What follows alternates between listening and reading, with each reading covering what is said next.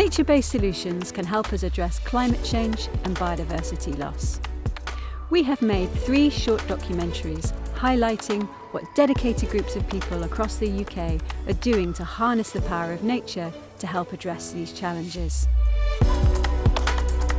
What we're trying to do here is to promote biodiversity, promote natural processes and create resilience within the woodland.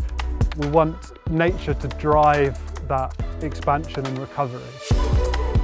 We look at how they are working to restore, protect and connect our ecosystems, and how this is building resilience along our coastlines. Crikey, we can't even sell our houses here. We're absolutely stuffed.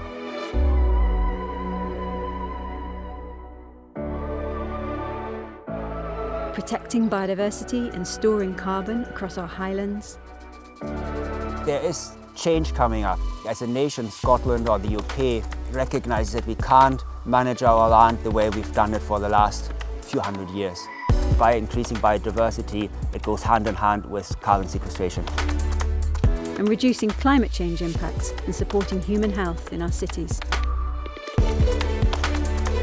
We will be launching these films on the 6th of November during the United Nations Climate Change Summit in Glasgow, COP26, and we will be making them available on our website.